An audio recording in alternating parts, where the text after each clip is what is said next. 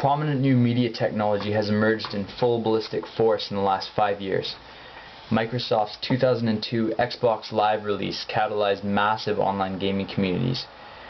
Though PC online gaming has lingered on the fringes of our culture, the interactive flexibility and diverse software of console gaming has created a gaming explosion. These alternative new media feature VoIP technology, hybridizing community connection with traditional play. In my personal experience, online gaming provides a unique, challenging, and enjoyable way to interact with friends. And given the intense global integration and instantaneous access of the internet, the growth of online communities seems inevitable. However, they are also a highly lucrative way of extending the game's marketability, so it's important to consider the possible negative effects of online gaming that are largely ignored or deliberately ignored by vested corporate interests. The increasingly immersive experience of online gaming has instilled mentalities that spawn more and longer game nights.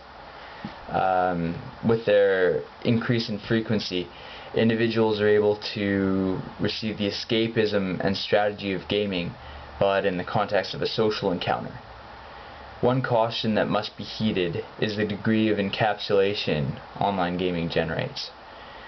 If gamers become dependent on online communities for socialization, then they would lose out on much of social reality, such as physical activity, conversation, and other contextual experiences, which are so critical for normal adjustment.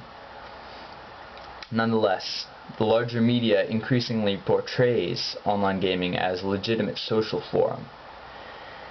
Because of the instantaneous connection and the novelty contained within game platforms, online gaming communities are rapidly displacing large aspects of the larger social world, becoming worlds themselves.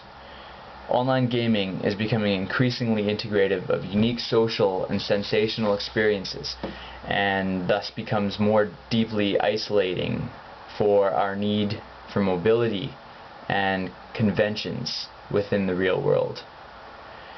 Social roles are also obliterated by the virtual forum.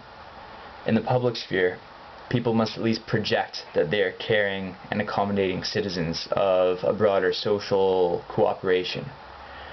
If they do not project or possess these traits, then they will likely be punished or restricted by society in some way or another. In the gaming community, however, members may communicate or act in a completely uninhibited environment, where social exchanges are transient and anonymous, lacking the accountability and diplomacy of the public sphere. While persistently derogatory commentary is regulated to an extent through gamertag reputation systems, they do not keep gamers from dealing with real individuals in antisocial ways, such as virtually killing them. Research has shown that video game violence is normally accessed through strategy and not through the sadism that some may advocate for. Nonetheless, the metaphysical reality of such an extreme freedom, which resolves conflict not with language, but with the press of a button, seems to invite anarchy. These implications must be considered in the continual growth of what I consider as an otherwise positive experience.